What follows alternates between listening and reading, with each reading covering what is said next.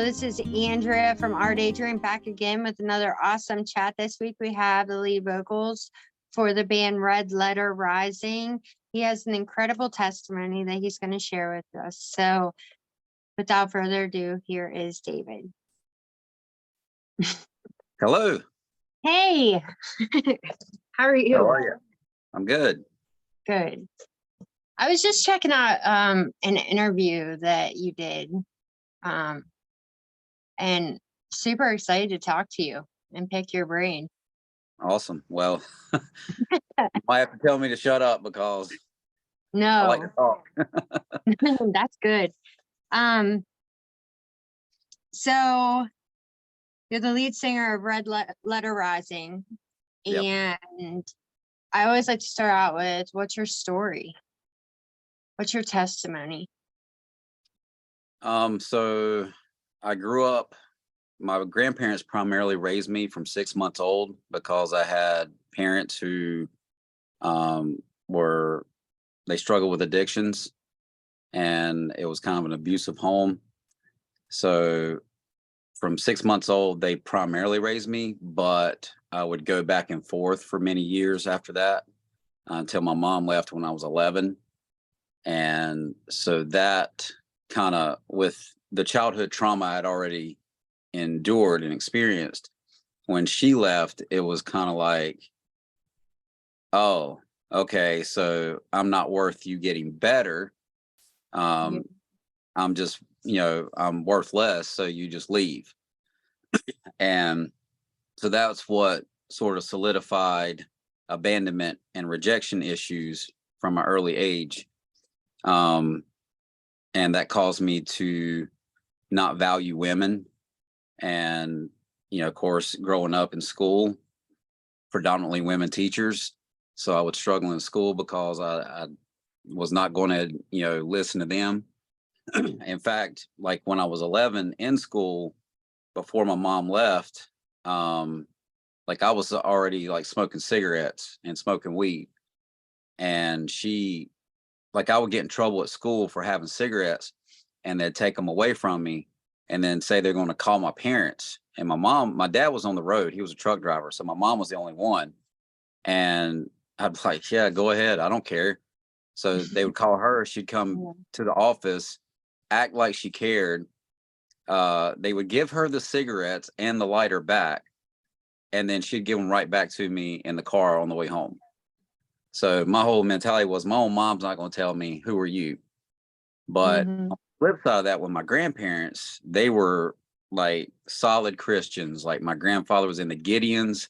So all the Bibles you see, the little New Testaments and hotels and stuff like that, that's what he did. He was also a singer in the gospel quartet and traveled around a lot singing, but he actually stopped doing that to raise me. Such a blessing. Yeah. Which I'll get into, like how he's an inspiration for me in a little bit. But my grandmother, she would go into jails and prisons and minister to women, and just rock solid woman of Christ, wake up 5 o'clock in the morning, read her Bible and pray. So I grew up with those values. I grew up in youth groups, 3 different youth camps, youth conventions. I mean, I was churched. But like I said, went back when I was 11, when my mom left, it really had a huge impact on me. And so I struggled with authority. I struggled with substance abuse. I struggled with, like I became sexually active at 14. I became a rebel. I mean, I said the things that people said you weren't supposed to say. I was a bully. I would pick on the little guy. If you had some kind of disability, I didn't care. I'd make fun of you. And because what I was struggling with, the classic, the classic situation of the bully is typically the one struggling the most. Yeah. So I was. But because of my grandparents having me in church, there was that foundation being built. And by the time I was 16, in fact, where I live right now, the property I live on, just right back that way, is a tabernacle. It's a Christian Oh, camp meeting place. But that tabernacle back there is where I actually gave my life to Christ at 16 years old. that's So beautiful. pretty cool reminder every time I walk outside. But yeah, I gave my life to Christ, but that didn't stop all the issues that I was struggling with. And so I got worse and worse by the time. It's funny because I was 16 when I gave my life to Christ, and I was big into Marilyn Manson and like Nine Inch Nails and like industrial and shock rocks, what they call it. I was a freak. Like I had, Literally, I used to be into Marilyn Manson too, yeah, so we have nothing in common. yeah. So, and I mean, that was, I'm 42, about to be 43. So that was 1996 Antichrist Yeah. Superstar Tour. That was actually my Mhm. very first concert I ever went to. And so I had the long black hair, painted nails, black fishnet pantyhose. I would wear dresses. Like we'd walk around the mall, and my girlfriend had a collar. I was attached to a leash, and we would just go around and just wow everybody. But I remember giving my life to Christ, and then I got into, because on the same property there was a biker ministry called His Labor and Few, and my grandfather, who he kind of ran this whole property, he met Steve Irvin. Yeah, Steve Irvin. I get it confused with Irwin and Irvin, but Steve Irvin met him, and the board voted to bring His Labor and Fuse ministry to this property. So this was kind of home base for them, and they had a 90-day rehabilitation program. So at 16, I'm big into Marilyn Manson. I gave my life to Christ. I get into that program, and unfortunately, I didn't graduate. I got kicked out because I wasn't taking it seriously, and not like the drug abuse side of things, but more so just the waking up early. Like you'd have kitchen duty for breakfast. I didn't want to get up, so I couldn't, adhere to all the things. But yeah, I burned all my CDs. I'm sure you probably know what I'm talking about. You have like you burn the CDs. I had these pants that I drew all over and would draw like the symbols, like Nine Inch Nails, and a lot of satanic symbolism there too. But I had that first concert I went to in Marilyn Manson. I actually met the drummer Gingerfish, and he signed those pants. And so for me, being a huge Marilyn Manson fan and getting to meet the drummer, like that was the holy grail for me. And I remember even burning them. It was kind of like, dang, can I keep those? I mean, because on one hand, these are musicians, and they were huge, and because I didn't know how to play anything at all. A friend of mine actually, he had a guitar. It was a very special guitar because it was his older sister who actually died in a drunk driving accident. And so all growing up from like probably 14, 15, all the way up, it was like that guitar was super special. And that was the guitar that I learned my first guitar riff. She learned her first guitar riff. He learned his first guitar riffs, and I learned my first guitar riffs. But I knew how to play two guitar riffs, and that was it. The guy who taught me how to play guitar, he knew a little bit more, but the other guy, he was like, well, I'll be the singer. And he didn't really know how to sing, but he was like, I want to be the singer. And I'm like, wow. And I beat my friend out. I was like, I'll play guitar, even though he knew how to play better than me.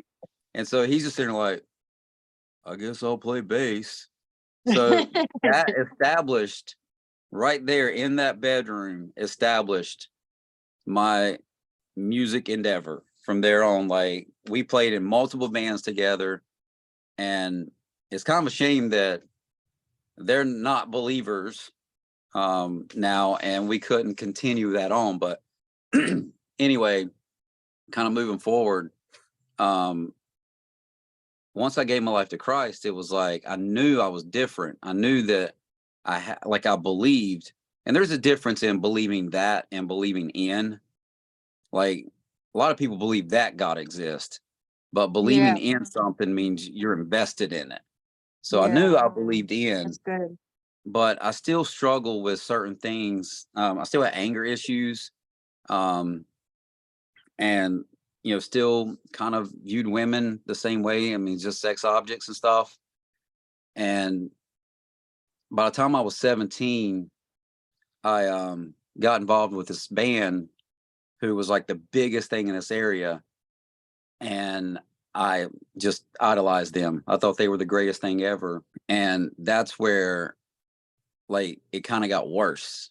That's where the drug abuse actually got worse. So there was this identity issue that I was struggling with. Like, who am I? I know that I got saved, but things were still going south. Yeah. And I remember about like I lived with my dealer for a while, even after this. And I remember being in the bathroom one night, and I don't really want to give glory to like the specific things that I was involved in. I think you kind of get the idea. It was things I shouldn't be doing. But I Yeah. remember standing in the bathroom, looking in the mirror, and thinking, "Who are you? Like this is not you. Like God has got something bigger for you." So that's where I go back to 16, getting saved. That's the Holy Spirit is now, pointing these things out. Convicting you. Yeah. Yeah. Like I still have salvation, Yeah. but it's now that sanctification process of Dying to conviction. who you were, Yeah. because like you can believe that you're saved and you can even accept Christ in, but if you're still wanting to hold on to who you were, what are you changing about yourself? Like, are Yeah. you growing into him? Yeah. So that was a tough time, but it would only get worse after that. I mean, if you think about Jonah, you know, we hear these stories like as Sunday school versions for kids. And I don't know how I feel about that. If anybody hears this and think that this is I have blasphemy, a I'm sorry. feeling that you're going to minister the same word I've actually ministered. Go Okay. ahead. Yeah, But go for I it. think we cartoon it at a small Mhm. age to where then as you grow up, it's almost like childlike It's story. unbelievable. Yeah. And I think that if we really were able to see it for what it really was, is like reality, like hardcore. I honestly feel like people are so dead set on the scripture that they're kind of missing the fact that Jesus spoke in parables, and maybe possibly the Old Testament was speaking in a lot of parables as well. Yeah. Well, Yeah. I just think about Jonah. He was called, in a sense, he already had his salvation moment where he knew who God was and God had a purpose for his life. And he gave him clear directions on where to go. And because Jonah in the flesh decided, I don't want to do that, I'm more worried about myself Yeah. and my own safety that I'm gonna run, but it put him in worse situations, like Hmm. scary situations than he would have ever experienced had he just did what God told him to do. Right. And so for me, yeah, I was definitely a Jonah running from God's plan. Um, by the time I was 22, I was married. 23, I got a daughter, and 25, we're split up. 26, um, I'm involved with another woman, and 27, I'm divorced, and a month later, remarried again. I own my own bar, like had a music venue and bar, liquor license, all that stuff.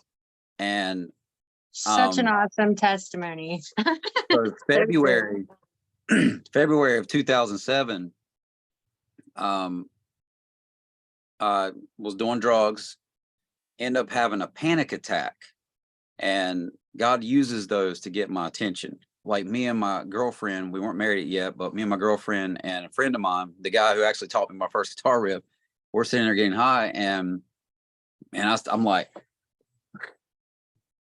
palms getting sweaty, can't catch my breath, and just getting a little worried.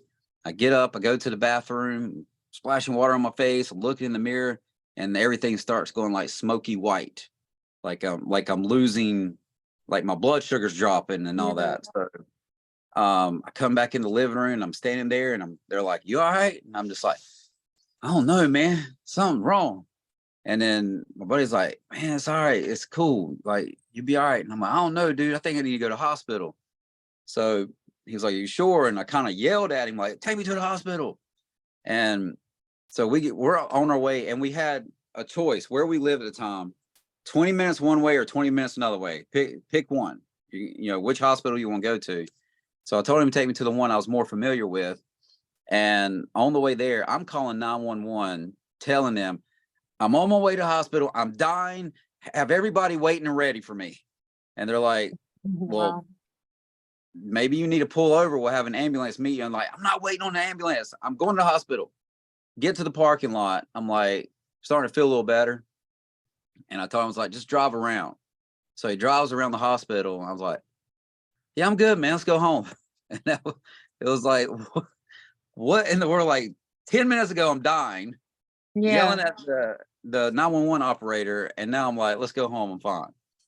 So that kind of led to that panic attack was actually my deliverance from all substance abuse whatsoever. I have I not love used that. anything since February 2007. That's beautiful. And that club that I had, I remember God convicted me of that and saying, "I've got more for you than this." And so I literally called a friend of mine and straight up was like, "Hey man, you want the sound vent?" And he was like, "What?" I said, "Do you want the sound vent?" He was like, "What do you mean? Do I want the sound vent? Do I like want to buy it? I said, "It's yours. Take it. I'm done." Oh, wow. That's incredible. All I did was like, I even traded some stuff, some of the sound equipment and lighting equipment I had there, for like some TV stuff or whatever, and walked away free and clear, never looked back. Which is crazy because another friend of mine who was doing the booking ended up having a lot of major bands out there play before they were ever big. Like A Day to Remember played there before they were ever big. Uh, Skrillex, he was going by Sonny before he was ever Skrillex. He played there. And then me and my girlfriend got married.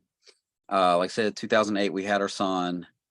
And then I would say from there, things is when like the plan really started unfolding. Because in '09 we moved to um, Southport, North Carolina. And that's where I was first introduced to like a non-denominational church. Because I grew up in a Wesleyan church, like traditional church, my whole life. But we started going to a non-denominational church, which was in a movie theater. And I thought, that's Wow. cool. Mm. And what's crazy is like me and my wife, after about 2 or 3 weeks of moving there, because I relocated for a job, I didn't have a job anymore. Like after 2 or 3 weeks of moving my family, they were like, "Well, we don't have any more work." Why'd you hire me then? So, Yeah. but looking back, you can see God's plan in this. I can feel that so deeply right now. Yeah. And um because finances is huge in a marriage and relationships. If you don't have a good solid foundation, then it can tear you apart, and we didn't. um so we started arguing a lot, and it got to the point to where she was leaving. Like she already scheduled the U-Haul truck to pack her stuff up and she was leaving. Well, I was supposed to play drums for the worship team, and I called up the ministry leader and I said, "Hey man, I'm not going to be able to do it because my wife's leaving and I don't really know what's going on. I don't like if I'm staying or whatever." And he I already knew about Celebrate Recovery when we got there. Like I heard him talking about it and stuff, but he was like, "Man, like if you can talk to your wife, see if she's willing to come in and talk to me and my wife, and let me explain to you what Celebrate Recovery is. because this is what we do. This is what we deal with. And he's like, what do you got to lose? And I was like, I'll ask her. So I did. She agreed. So we went and met with them. And within, I think they were starting do you know anything about Celebrate Recovery? Yeah, a little bit.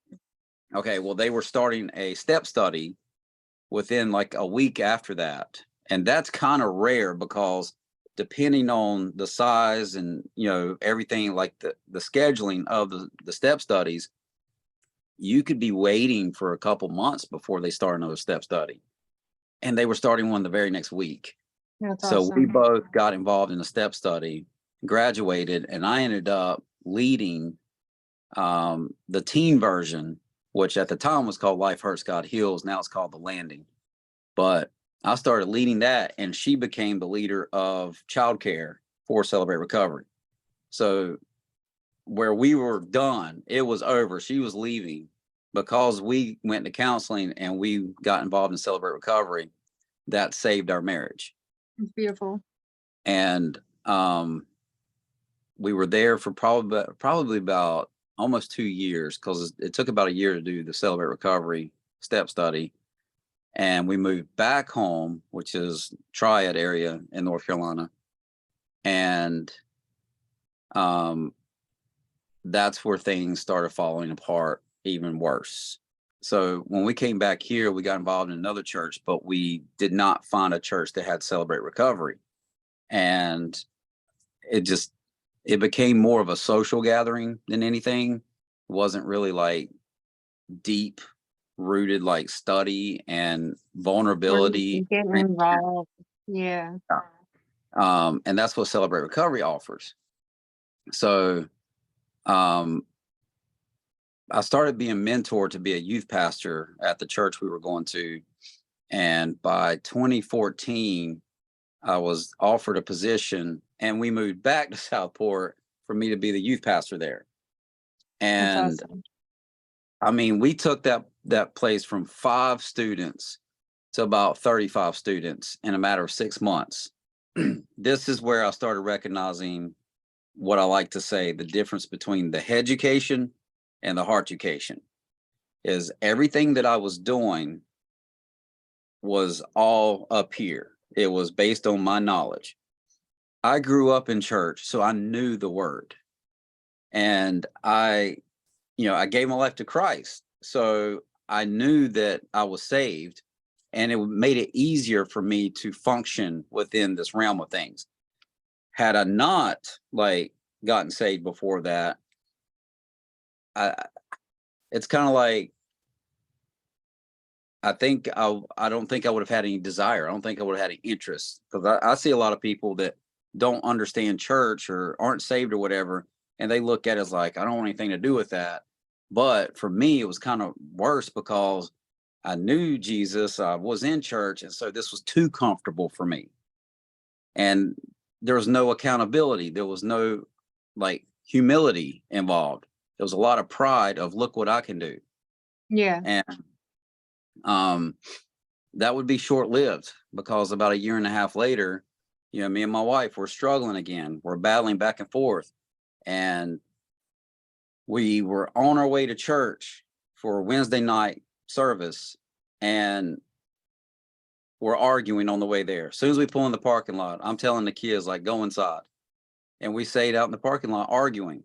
And I'm seeing as there are new kids, new teenagers that I'd never seen before, walking past the doors and the windows. And I'm seeing my students walking past. And I'm kind of putting together like, wow, we got a good crowd tonight. As I'm sitting there arguing with my wife, but she looked at me and she was like, she said something that was heartfelt and honest. And basically, it made me feel like, okay, then I'm worthless. Then I'm useless. So I'm going reverting right back to the same mentality that I had as a kid of, I can't provide for you what you need. I can't be who you need me to be. So I'm useless. I'm worthless. I'm supposed to be in that church right now. I get out, get in my car, and I'm headed home. That makes I me think start, about like how Satan will try to stop your call. Because you yeah, can honestly see, like, as you're sitting in the car, the kids, like all these new kids coming, it's like Satan tries to like stop you in that call. And the best way to do that is to make you feel like you can't do enough. You're not good enough for the mhm, role. yeah, and just like practical sense in relationships, you should always pause. You should always take a step back. Always, you don't have to fix it right now. You don't have to jump into it like, oh, I got it. But see, what we do is we think, oh, I've got the perfect thing to say, and it's fresh on my mind. I need to say it right now, because if I don't, then one, I might forget it.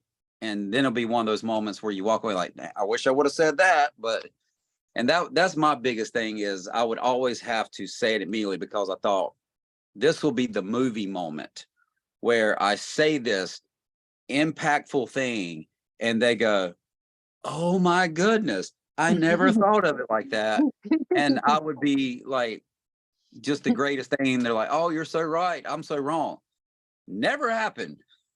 Never. I think like the missing link in relationships is, and I'm really grateful that I get to put this on here, is that I think the missing key is that oftentimes we want our partner to be our God, to fulfill our happiness, Mm, to give us that love that we're missing, or you know, or even if it's like God to puts us in the wilderness where we feel like we're so alone when we're really not, when we really have yeah, a partner there, we would kind of get in that place like they're not being enough for me right now, rather than seeing like God, no, God's separating me right now out of this so that I could yeah, get closer to him. And also, it's like not only expecting your partner to be your God, but trying to be God in your relationship. Like, I can fix all their ailments. I can make this all better. I can give them everything that they need. But I had a mentor one time put it to me like, just give them to God. hmm, Just give them to God. Give their so I did, and I prayed, and I said, God, this is an ex relationship. I was like, God, I'm giving their feeling, like his feelings to you. I'm giving his emotions to you. I'm giving his heart to you. I'm giving like all this stuff that he's going through. I'm giving that to you so that I don't have to feel it and carry that burden anymore. yeah, And it was kind of like covering him in that, not saying that the relationship ended up lasting, but um it took all that weight off of me so that I could be more available to be there for him. You know what I mean? right, And sometimes like I feel like, you know, where there would be offense in the relationship, what I really needed was a prayer. Or I needed just to be like in my own space with God. And I think we forget oftentimes that it's much more than just like a physical walk, but we're spiritual beings yeah, absolutely. going through like this spiritual experience. But thank you for giving me the opportunity to say that, Yeah, because I think it's well needed in a society where relationships aren't lasting. It's like we're forgetting to put God over top of the whole thing. You know what I mean? yeah. Well, Yeah. and that kind of makes me think of um it's good to keep your house clean and in order, because there's nothing like going to work, coming home, and then everything is a mess, and you're just now you're stressed out. So Yeah. the same thing kind of in relationships, like what you were just talking about, is it was a mess for you trying Yeah. to do this. You were looking at clutter, you were looking at these stressful situations, and it Yeah. was once you were able to kind of cleanse yourself of that, now you could be happier, and not that it's about happiness, but you could be freer. I'm gonna take that even a little bit deeper. Um, I was going through like a hard time period, and my room was just my whole house was completely disgusting. And my daughter came home from college, and she's like, Mom, I'm really worried about you. They say that your environment is a direct reflection of what's going on inside of you. Absolutely. And so, you know, it's like to take that accountability too, like, um, you know, maybe what's happening in my relationship right now could be a key component trying like for God to show me like what's happening inside of me. And it's like the Mhm. more I attend to myself, the clearer my perception is to see my partners like better. Like if I don't, when I didn't love myself, I couldn't receive love properly. Yeah, absolutely. That's why I say, love is a verb, is an action. Like if I tell my wife, I love you, a lot of people say, well, why do you love your wife? Well, because she makes me feel like this, or she does this for me, or she does that. Well, that's selfish. That's all me Yeah, looking at what she gives me. But if I right, say, I love you, I'm loving you, then it's action on my part. So love right, is about how I make her feel, not how she makes me feel. right. It's Now on the supposed to be flip, that selfless yeah, dynamic. And then yeah. that's where you receive more. Yeah, And the truth is, I did not know what real love was. yeah. Now I had perfect examples with my grandparents, but the enemy was blinding me to that. The enemy had me focused on my own thoughts and feelings, whereas I don't have my mom, I don't have my dad. I went through this, I went through that. I'm angry, I'm mad, me. Yeah, And my grandparents were like, yeah, but we're not doing that to you. So I knew, like, I could know what love was, but I was so selfish that I didn't really know what love was. And so, in these relationships with two wives at this point now, I was not able to love them like they needed to be loved. And so, in this situation where we're in the church parking lot, it's like, well, then I'm done. I'm out. So I go home, start packing my stuff up. I got students texting me, where are you at? I got the mm, pastor, what's going on? And so I text everybody back, sorry, can't be your youth pastor anymore. And then a couple days later, I started, like, I would see some of the students out and about, and they were like, we don't want you to leave. We love you. Please stay, and all that. So I went back to the pastor and I was like, all right, well, after talking to students and everything, like, I'm not going to leave. I want to stay. And he was like, I'm sorry, but you can't send students a text saying, I can't be your youth pastor. I'm sorry, I'm not your youth pastor anymore. And then think you can just jump right back into it. Like, there's some things we got to work through. Well, pride kicks in. Like, what are you talking about? No, that's not okay. I Not only should I be reinstated immediately, I was never uninstated. Like, no, I had a moment. It's over, but they weren't having it. We went into a meeting with the leadership, and they told me that I wasn't fit to continue on as a youth pastor, but they wanted to help my family and for us to get counseling and stuff like that. And I was too blind to see. Like, had I done that, it'd probably been a year. My family would have been stronger, had my position back. Who knows, right? Nope. right. I'm done. I'm out. We're leaving. Pull the kids out of school. We're gone.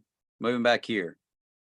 And so June 2016, we came here, and it would be November of 2016 that my wife would have me locked up. I don't like giving glory to things that Satan does. Um, the the point is, things were done that shouldn't have been done, and there's consequences for our actions. There's consequences for our. Right. It's like the worst, best thing that could have ever happened to me, because when I went into that jail, that was what I call the Great Awakening. They put me in a cell by myself, and I had a Bible, and wouldn't you know it, it would be a Gideon Bible, and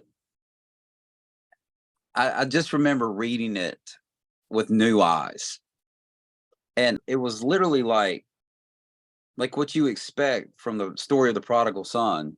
It was welcoming, and it was beautiful, and it was right. It was just the right thing. It's kind of like my kids. They want to get like this extra reward because they did good in school. And it's like, that's what you're supposed to do. Like, You're supposed to be doing good in school. It's not like, what? You did good? Let's buy you a car. No, it's you do bad, and there has to be correction through discipline, but you do Yeah. right, and you just get to enjoy the pleasures and the fulfillment of that. So Yeah. that's how I view my situation in jail, where it was almost like a welcome home experience.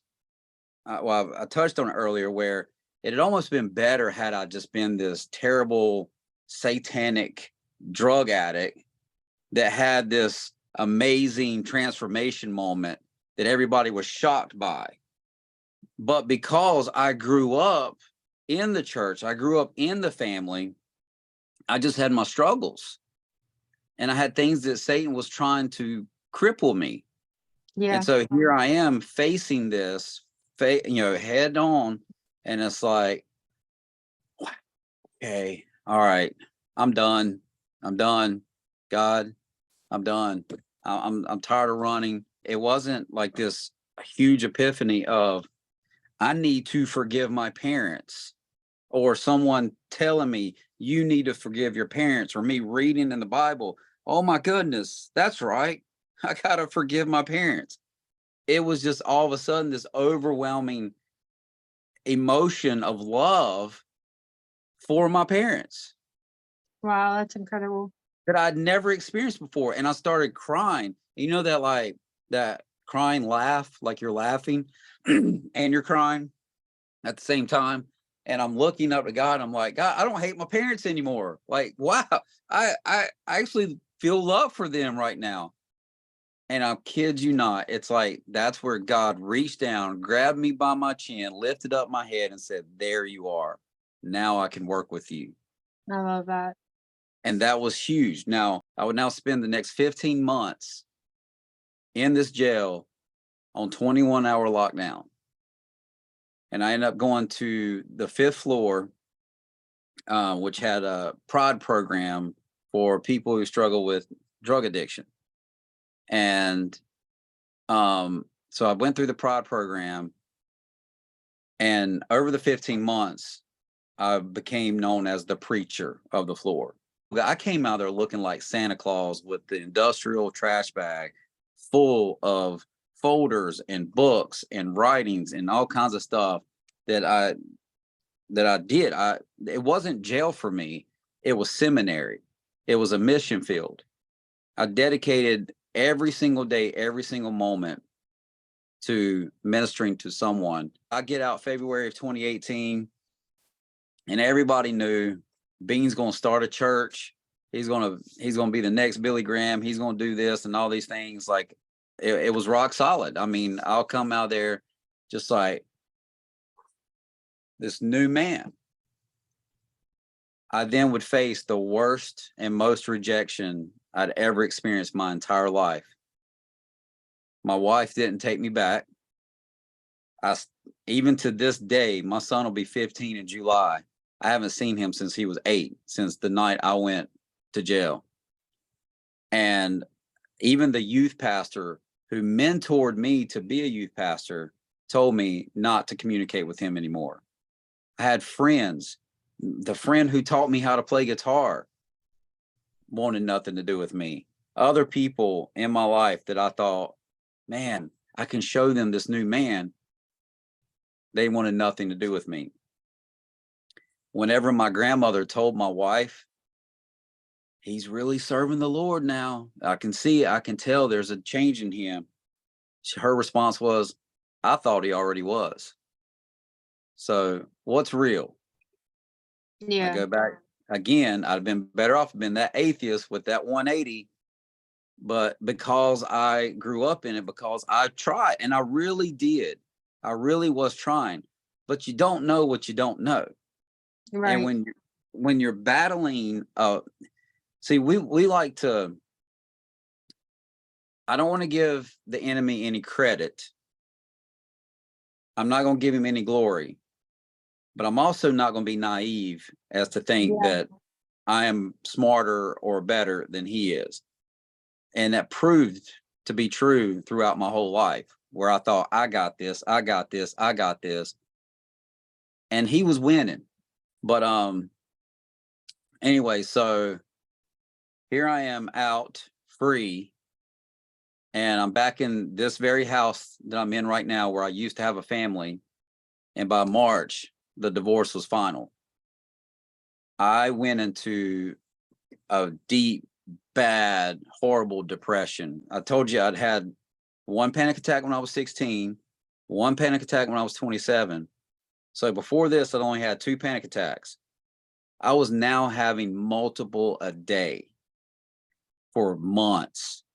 And whenever I would start to have a panic attack, I would start typing in my notes in my phone, like how I was feeling. I had my own screen printing business, so I never left the house. I was enrolled in school to be a substance abuse counselor, but I couldn't go to school because of the panic attacks. So I just stayed home all the time.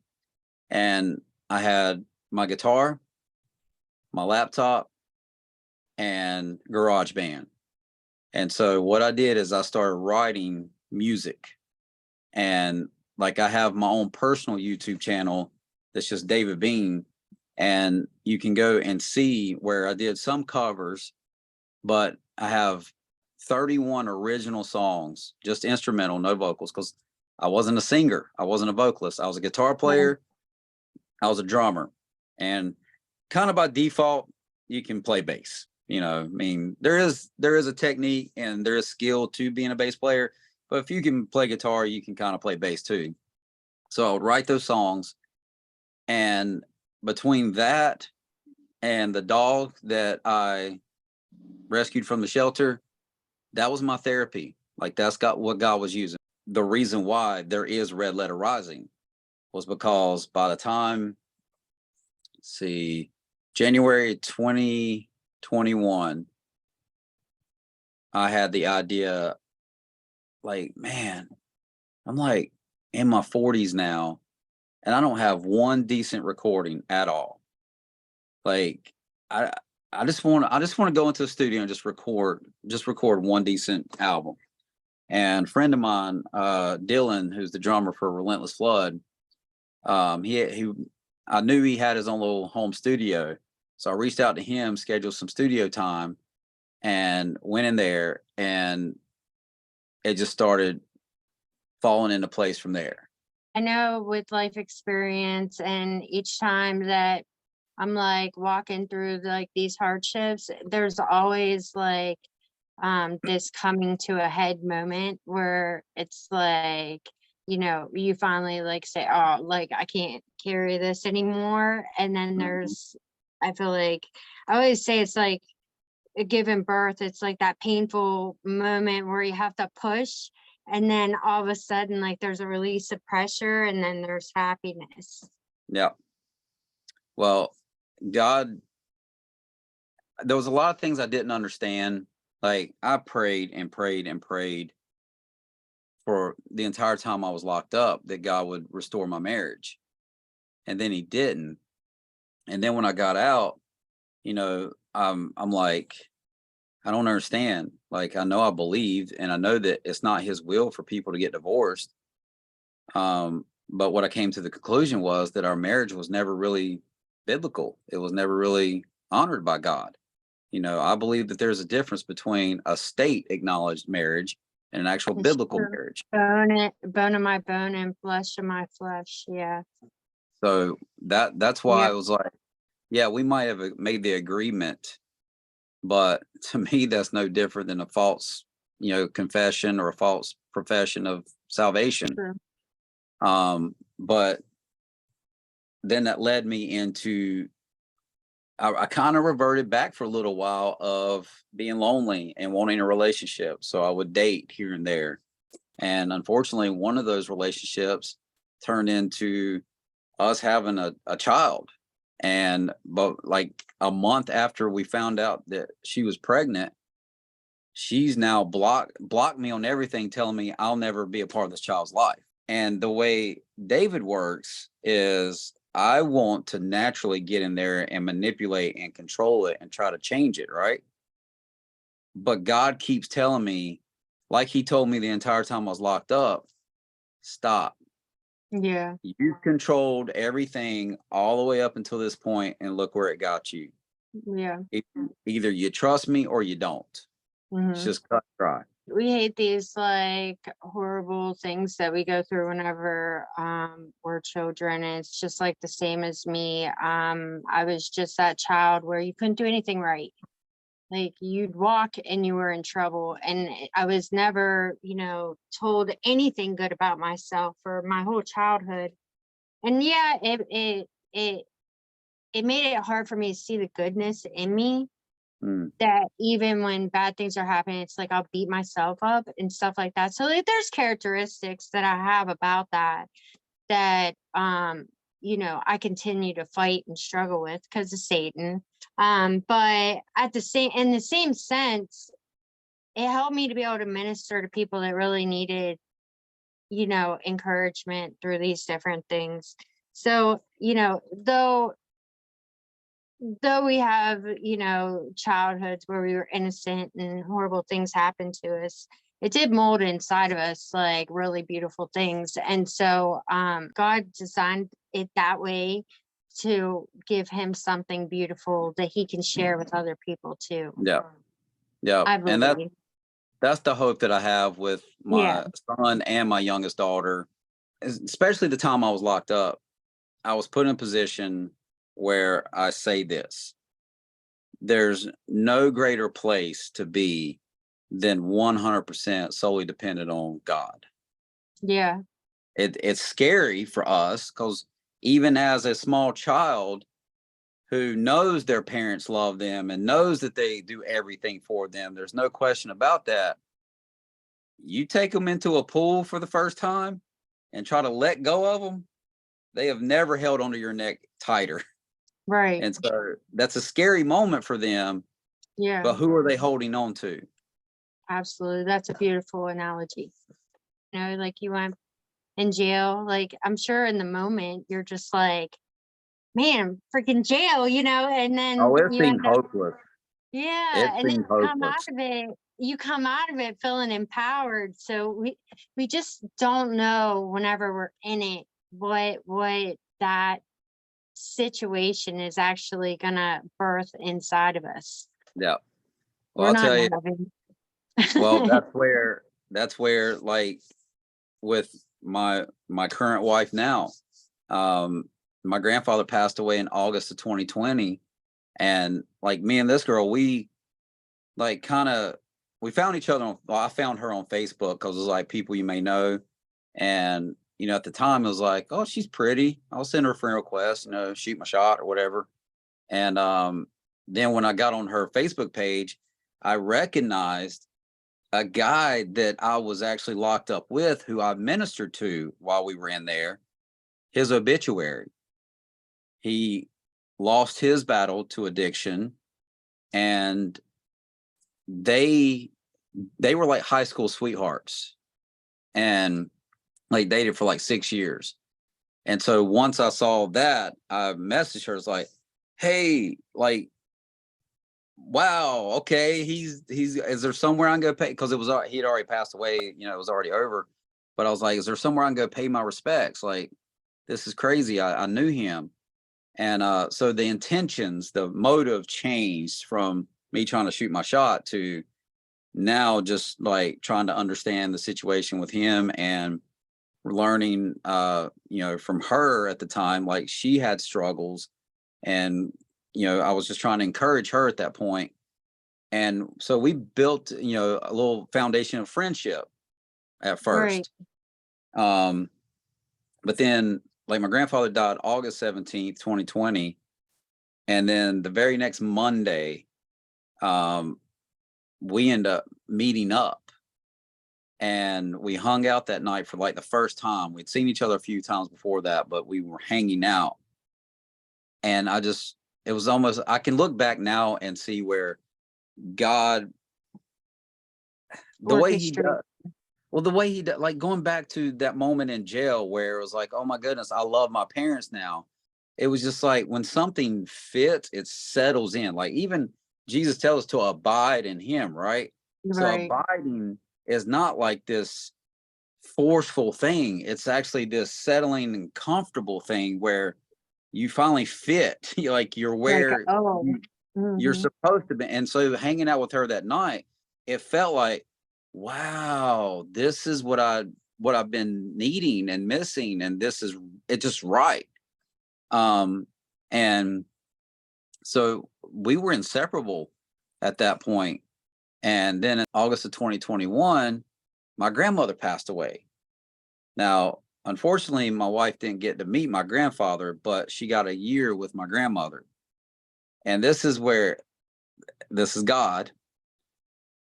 He brought Allie into my life the week after I lost my grandfather because she has given me that unconditional love that my grandfather gave me. And I mean it, like him specifically. My grandmother loved me, and I've had other people love me. He loved me so unconditionally, and God brought Allie into my life to feel that, to continue that love where I lost from my grandfather. And through our marriage, I mean, we're human, so I'm gonna do some stupid stuff. She's gonna do some stupid stuff. You're gonna do stupid stuff. We're all still gonna do stupid stuff. Okay. Yeah. Um, but this relationship, this marriage has been such an amazing experience. Just like I desire to honor her. I desire to respect her. I desire to serve her. I desire to help her.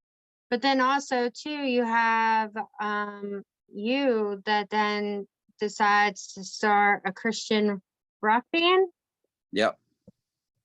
And I don't know. I guess it's like, Adam and Eve is like God designed Adam, but then he realized that he wasn't whole, and so he gave Eve to give his love, I believe, in physical form, so Mm-hmm. that Adam could actually feel it in, the physical realm of it. And that does play a huge part in everything coming together so that his will can be manifest. Do you believe that to be true? And with Red Letter Rising, she supports it 100%. Whereas other relationships, I mean, even the girl I was with that I had my youngest daughter with, I didn't play guitar for over 2 months when I was with her. And I remember when we split up and I was telling a friend of mine, like, hey, I just like played guitar for the first time in over 2 months. And she was like, see, you lost yourself. Don't let Yeah. anybody come in your life and cause you to lose yourself. No, they should enhance Yeah, the qualities, the exactly. talents that God, like Satan wants to drown out those talents, but God wants to, allow you to see it, but also bring it into, because that's what's going to spread his message. Mm-hmm. So yeah, I think it's a beautiful thing.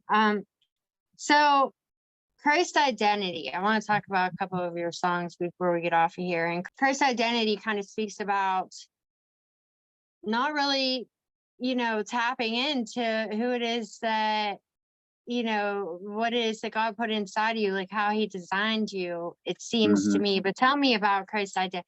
It was a really awesome song. And I just want to say that people really need to check this out because it's so true. And I feel like a lot of people create their own hell Mm-hmm. because they hadn't stepped into that role yet. And it was like a mentor told me once, like because I used to be an atheist, he's like, when you were an atheist, you were all the way out, and just Yeah. like you kept saying the same thing, like you would have been better off being an atheist than being a believer and only having like 1 foot in, you're straddling that fence, and Mm-hmm. it causes you identity issues. But go ahead. So did you see the video for it? Yeah. Okay. So that when we decided, like the label decided they wanted that to be the first single, and they suggested that I do a music video for it. I was like, I got like 4 other songs that I got music video ideas for right now. And you want me to put out the first one that I don't have That's any clue awesome. whatsoever. And it's crazy because remember I told you that when I would have a panic attack, I would write in my notes. The whole second verse of that song is straight from my notes, aside from maybe a couple lines that I added in there after the fact. But so Identity Christ is a play on words from Identity Crisis. Identity, our identity is in Christ. So Christ is our identity. And as I'm sitting here thinking about, okay, God, this is your song, number one. I wrote all the music while I was battling depression, sitting here by myself, living in what I call a haunted house. And the lyrics are from my notes that you gave me while I was having a panic attack. So what do you want the music video to be? And he reminded me, because typically my formula is you think about single art, like the artwork for the single. So I'm scrolling through like one of the stock footage websites. I forget which one I use, but going through there, and he brought to my remembrance that when I was a youth pastor for our little Halloween night, whatever, it wasn't like a Halloween house, but it was just the message I was bringing for our youth night for Halloween. I got these blank white masks because I would see them in Spirit Halloween stores all the time. And so I ordered a bunch of them and brought them in that night and passed them out to the students, gave them Sharpies and said, I want you to write the things that you struggle with about yourself. I love that. And so when they did that, if they wanted to, they could bring it up to the front and show everybody and talk about it, tell them everybody what it was. And then they would throw it down the ground and stomp on it and smash it and declare, that's not who I am. My identity is in Christ. Yeah. So he reminded me of that. And I was like, ooh, that's good. So I started searching for an image for the single art. And I came across the picture of the guy in the mask. And it just started, I mean, within a week, God gave me the vision for the entire music video. And it kind of stinks in situations like that. I feel like a Noah almost, where God told me to build the ark, which this is not as extravagant as that. But I'm trying to tell other people, like when I had, because the church that we go to, we're now involved in Celebrate Recovery at this church. I'm a small group leader at Celebrate Recovery. But because of that, I met people that could now be a part of this. Remember, before I was by myself, I had nobody. And now because of church, I got somebody who does photography and wanted to get into videography. So we came together, and he was actually the cameraman for the video. And then God was telling me, ask them to be this actor and ask them to be this actress and ask them. And it all just came together. But so what you see is a guy waking up. There's like a normal day, normal routine. And he goes in and he gets ready to, brushing his teeth, whatever. And he goes to put his mask on because that's a part of his getting ready for the day. Because this is representing we all wear masks. Right. And as he leaves, he goes to work and goes in, and the boss is laying in on him and firing him because his identity is in his job, and he loses that job. Then as he's leaving there, he gets a text from his wife, need to talk, let's meet. So he goes, meets his wife. His wife gives him divorce papers. His identity is in his marriage and being a husband. Kind of like what we talked about earlier is like we kind of like make our partners our gods. Yep, absolutely. And from there, if I remember correctly, I think he goes to the graveyard, they had a child that they lost. His identity was in being a father. And then from there, it's like, okay, I can't take this anymore. I'm done. So he goes and gets a gun and he goes to this secluded place where he's going to end it. But if you remember, one neat part about all those scenarios is every time that he was in that scenario with the boss would write useless on his mask. The wife, I think it might have been worthless or something like that. And then when he goes to the graveyard, I think it was like lifeless or something. And every time he would put that mask on, there was a man there who would go to wipe it away. And instead of him letting him wipe it away, he just put another mask on and say, I'm good. I'm fine. I'm okay. Covering it up. That's so good. And everybody in every scene that you saw also had a mask on, right? Except for this one man who was trying to wipe it away. And so when the main character gets to the scene where he's going to end his life, you see there's one word written on his mask, and that's less. Because what the world, what Satan, what the enemy is trying to tell us is that we are less than what God made us to be. And every time we go through this experience, it chips away at who we are. We start to believe that. Yeah. And the world tells us to have our identity in these things.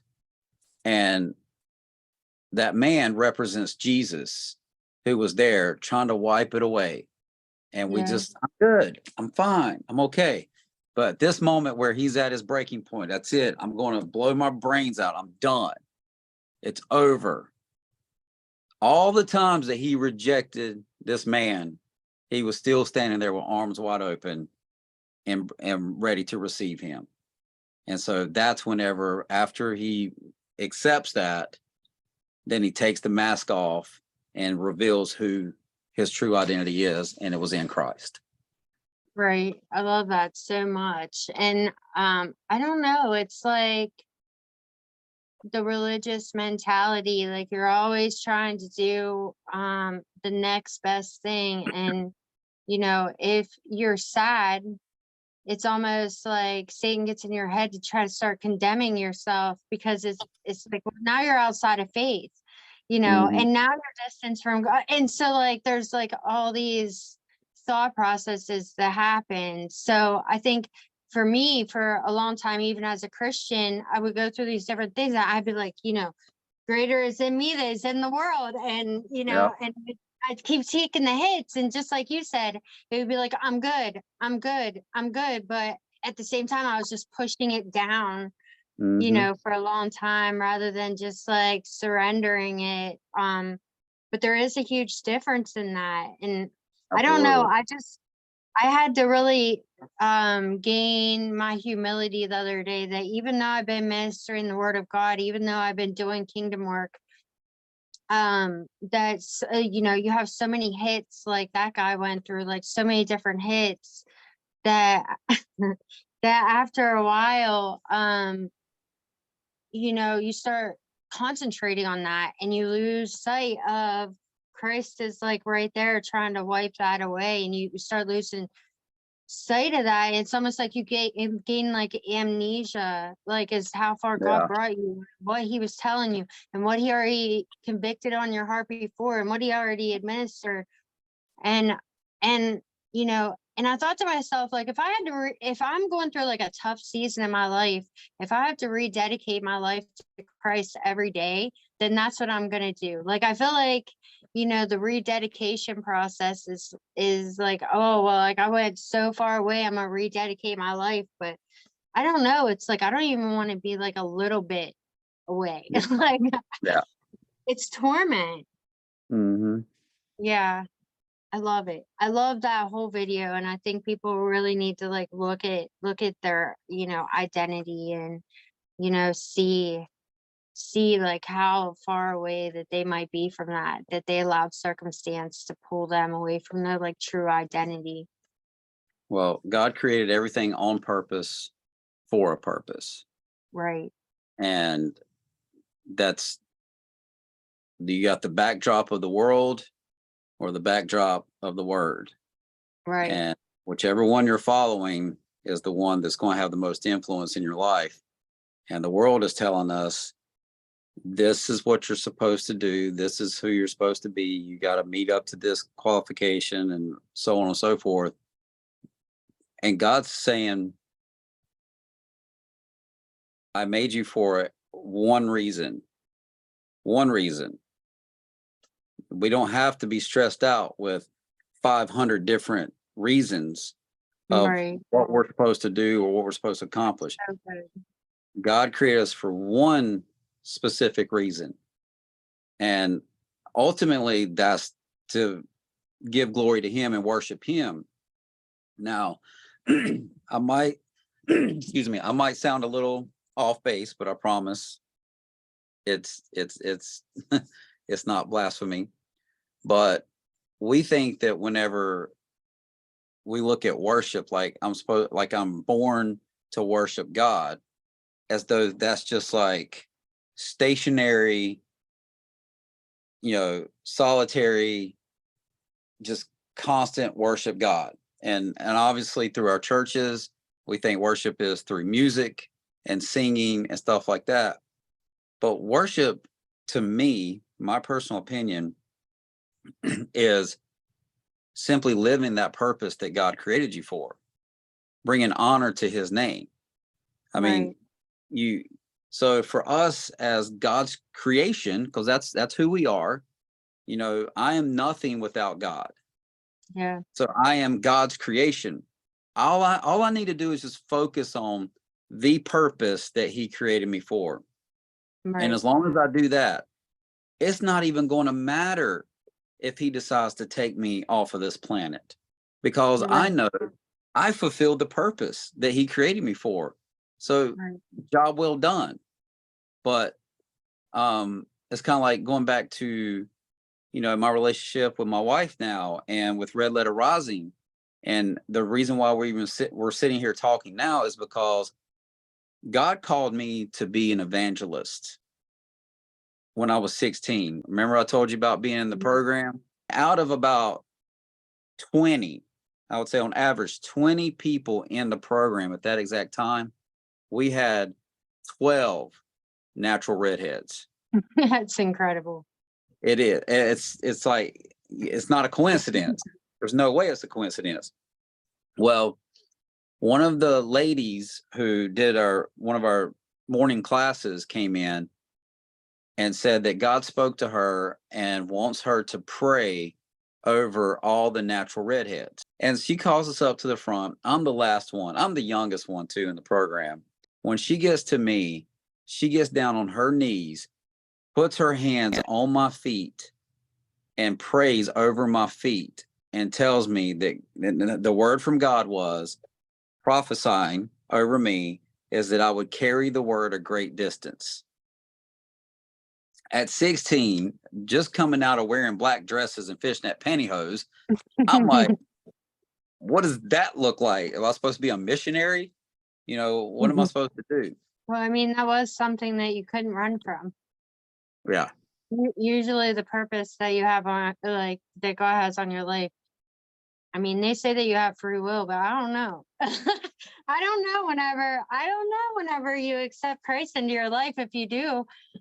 Because I feel like it's that constant, it's either people will be coming to you with that word, or, opportunities will come to you, but it's still like, this loud yell in your ear, like, yeah, like, I know God wants me to do this. So it's like, it's like something you can't get rid of. So you continue to keep evangelizing at all these churches, even though you were struggling at home. It's like you couldn't avoid that because God called you to do it. You had to do it. Yeah, absolutely. Yeah. And I believe we have the free will, but we actually don't want it. Yeah. Because that's why we'll say, not my will be done, but your will be done. So as believers, we shouldn't want that free will. We should actually say, okay, God, you gave me the free will, but here, I'm gonna give it back to you. You can have it back. So it's not me, it's you. But what's even crazier than that is, like I said, I was never a vocalist, never anything. You know, playing as a guitar player coming up, trying out for a new band, the biggest question that was asked, can you do backups? I can back up way over there so that you can't hear me. But I mean, and to even try to scream, like, how do they do it? How, I don't understand it. How do they do that? Because I would try to do it. I'd be gagging and coughing and hacking up something. Well, going back to this January 2021, where, you know, I'm now in a marriage for the first time of just 100% support and like, do your thing, babe. And God's laying on my heart, you know, just go in the studio and record an album. That's all. Just record an album. But I don't have a singer. So I reached out to someone that I met online, and they were going to come up. They're going to fly here and put vocals down. Well, it ended up not working out. So now I'm sitting here with scheduled studio time and no vocalist whatsoever. See, that's what I'm talking about. Like, you Yeah. can't get away from it. Right. So what do? I come down here in my little home studio, and I pulled up, I think Breaking Free, which will be on the album, was like one of the first ones, which is actually, it's kind of my testimony in a song. And I just started typing stuff and started singing, but I'm only like 2 years old when it comes to singing. So still learning, but the fact is I was able to do it. And some of it, it's like, it ain't bad. Like, it's kind of cool. And then I don't know if you can see it right there is it's a vinyl record. That was one of my grandfather's quartets. And so I got that down here as inspiration because my grandfather was a singer, and I got this tattoo of the microphone with his signature. And so through my grandfather's passing, he is still my inspiration. And so I'm now learning that where before I was called to be an evangelist, and I thought that looked like this, whatever this was. Now I'm learning that through Red Letter Rising and me being forced to the microphone, that's it. So I get the opportunity to travel and share the gospel with people through music. Because this to me is no different than I started a church. And I tell people all the time, if God's not number one in this, it's not going to survive. It will not last. I tell my wife all the time, all it takes is for her to genuinely, not just being mad at me, but genuinely say, babe, I don't want you to do this anymore. And if my marriage starts to like suffer, I can't do this. Like I would have to step away because my wife is my first ministry. And then Red Letter Rising is my second ministry. Yeah. And I'm just excited for what God has been doing in this. Just talk about real stuff. Like, it's not, in fact, you said it a minute ago, but the course of breaking free is greater is he who is in me than he who is in the world. Like, that's the actual core. Identity Christ is talking about Christ, you know, and that. But there are some, like, I got one song called Why that's about my mom leaving when I was 11 and how I, as an 11-year-old, was dealing with that. And it's not, you know, bubble gums and rainbow. So that's a ministry. There's a lot of kids out there that are suffering with that too, you know, and trying to find their identity and all that. I know even as me, like I kind of in some sense had that happen, but it was before I was born. But you know, my childhood, being the way that it was, it's like I struggle with that identity. You know what I mean? Like I've struggled with that big time, to where I was, actively in substance abuse as well. Trying to Mhm. cope with how I was feeling and who that I was. And, so I mean, our testimonies are so very powerful, and definitely what you went through is going to minister to a lot of people that haven't figured that out yet. Because the rehabs are full of people that hadn't figured that out yet. Mhm. Um, and Absolutely. they're busy, and there's not even enough of them to take care of the amount of people that need help right now. So it's definitely a well needed word. And I know that even in the first time I heard you sing Serenity's Last Call, it was that minister too, because it's like, yeah, like you might be struggling with drug addiction, everything like that, but right now is your opportunity, and it might be the last opportunity you have. Like right now is your opportunity.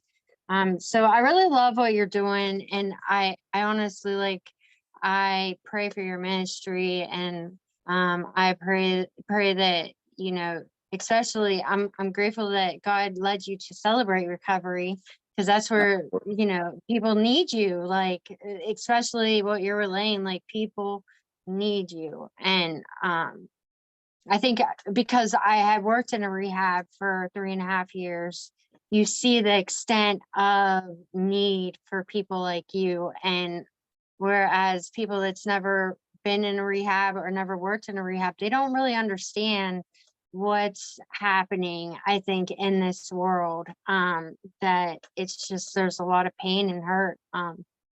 So I appreciate that. So what's next for you? Do you have anything coming up? Well, we have the release of the album called Echoes of Eden. It's coming out March 3rd. It's that's interesting. Today's the 9th. So February 9th of 2021 was my first studio session recording this album. So 2 years later, it's finally coming out. But that's just been God's timing Yeah, through the whole thing. God just keeps showing me, just trust me, just trust me. And it's not always easy, but I end up right. kind of having to. So Petrifying. yeah. But so I'm excited about the album finally coming out. Echoes of Eden means like you'll see on the album cover, it's like this destroyed city, right? And then there's a tree which represents like the tree of life. And out of the roots are not traditional roots, they're actually like cables, like information cables, like electric um Interesting. things going there. And so it's kind of like the message that's trying to convey is that all the way back to the garden, like we are the echoes of the Garden of Eden through sin, the information coming out through the tree of life once sin entered into man is now made its way all the way to our current state right now, where our world is kind of destroyed and fallen. Yeah. And so, and this album kind of represents um, my journey of my testimony and struggles. Like there's a song called Addict, which talks about being an addict. I don't Yeah. like to refer to people I like to refer to them as people who struggle with addiction, Right. because again, it's that whole identity. You start reinforcing something in someone's Yes. mind, And I and then minister that as well. yeah, they, What you oh, I'm say an that addict. you are, you become. Yeah. So So, but it is from the outside point of view of someone, watching someone struggle with addiction. Um, the song "Why" about my mom leaving when I was 11. Breaking free is basically my testimony. Bully, I was a bully growing up, so this song is actually from the victim's perspective of talking to the bully. And um, I do in my mind, now it's up for interpretation for whoever listens, but for me, Satan is the ultimate bully. So when we look at, we do not wrestle against flesh and blood, even from like when you listen to that song Bully, you're going to hear this victim like telling, I'm going to take you down. Like you're nothing but a clown, you're nothing. And that's Satan. Through Christ, that's who Satan is.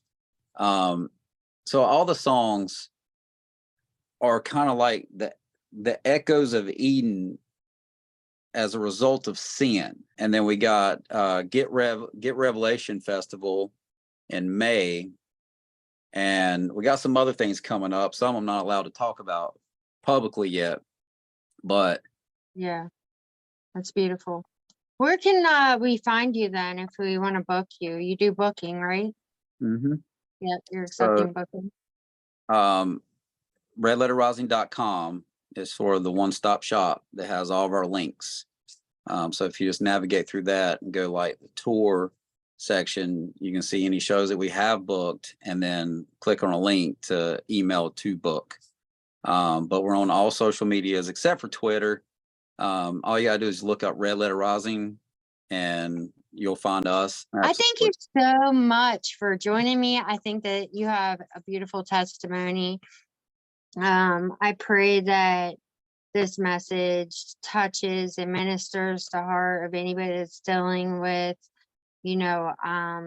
identity crisis. Who am I, as opposed to my trauma in my past, but also, to the ones that might be still struggling, with substance abuse in any way, shape, or form. And I really pray that, that your ministry reaches those that need it and saves lives, like I believe it's going to. So awesome. Me too. Thank you.